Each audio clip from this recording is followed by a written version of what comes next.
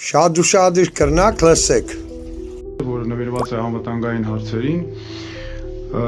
ասուլիսն այն մասին է, որ Հայաստանի Հանրապետություն տեղի ունեցել նոր ներխուժումներ եւ Հայաստանի իշխանությունները թաքցրել են դա մեր հանրությունից։ Եվ հիմա ես փաստերով, կոնկրետ ապացույցներով կներկայացնեմ, թե որոնք են դրանք եւ ինչ անվտանգային մենք մարտահրավերներ ու խնդիրներ ունենք։ Սրանք ուզում եմ նաեւ ասել, բոլորը օբյեկտիվ ապացույցներ են հաստատված արբանյակային լուսանկարներով։ Հիմա առաջինը մենք ցուցադրենք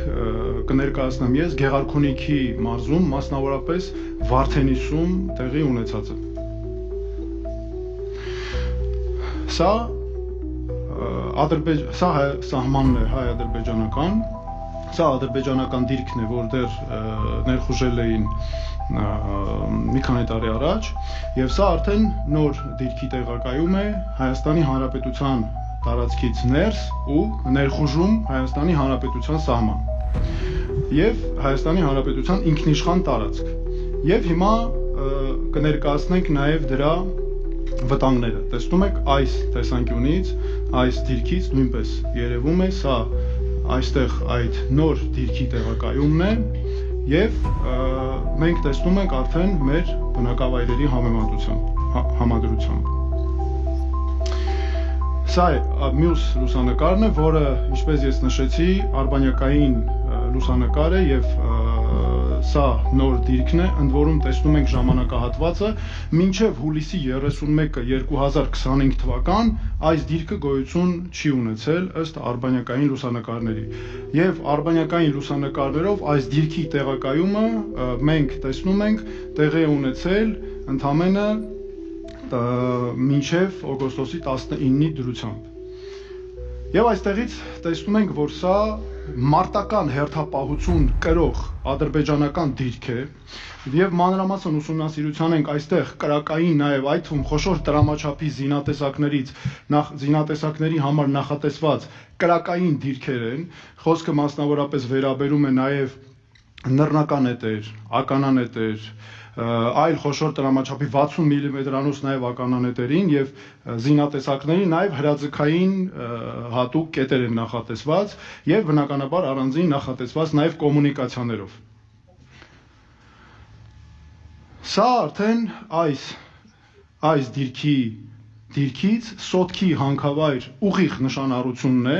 4 կիլոմետր, բայց մինչ այդ հիմա ես ցուցադրեմ նաև մնացած հատվածների նկատմամբ նրանց վերահսկողությունը, այստեղից տեսնում ենք, որ ուղիղ թիրախիտակ է հայտնվել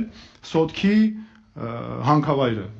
Դե ուրեմն մենք կդեք այդ տեսանյութը կամ այս տեսանյութը անպայման տարածեք, թող բոլոր իմանան այս վտանգի մասին։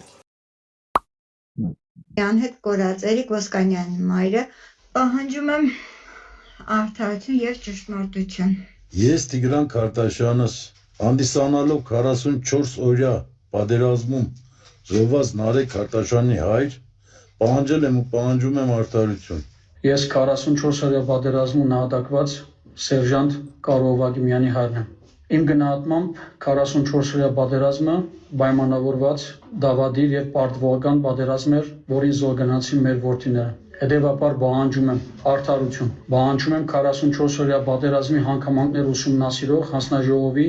ցեգույցը հրապարակել եւ հանրայնացնել։ Պահանջում եմ իմանալ, ով դավաճանեց մեզ, ով դավաճանեց մեր որդիներին, ով հանձնեց Արցախը, Շուշին եւ Հադրութը, ու բոլոր մեղավորներին պատժել եւ հրավիրել։ Մի լսեք, մանավանդ զոհվածների ծնողներ, առաջեշտին ինչքան է դուք գիտեք, որ այսքան վաղ պայքարել եք ամեն ինչի պահանջներ, ոչ մի բան չի ստացել ու չի եղնի այս ռեժիմի միջոցով։ Նոր համար անպայման պետք է փոխել այս ռեժիմը, նոր ազգային ուժեր բերել, ազգային կլոր սեղանի միջոցով արժանապատիվ մեր ազգի մեջից ընդրված լավ արժեքավոր մարդկանց մենք կարող ենք բերել ազգային կլոր սեղանի միջոցով։ Դրա համար պետք է առաջերտին դուք միանաք այս ծրագրին, որ կարողանանք մենք ողը լուծենք մեր երեխեքի, զոհվածների այս ամեն ինչի ողա հանենք էս կեղբերի մեջից։ Հայր, այս ամենը ձեր անտարբեր լինելու հետևանքներից է գալիս, լավ գիտեցեք։ Ու միշտ Նիկոլը այնտեղ ադրբեջանցոնց հանձնելով կարևոր դիրք, ձեզի այս ձևի կաբիգություններով է շեղում, որ այնտեղ հետևից ամեն ինչ այնտեղ են, դուք է ուշադրիչ չեղնիք, ուշադրություն չդարձնեք։ Միշտ եղել է այս ձևի, մե բանը մենելու, հողը բանը տալու համար, կամ են բազարն են տարակցել, կամ են գեները ու այդ ընթացքում կարևոր բանը տվել են Թուրքին։ Պես որա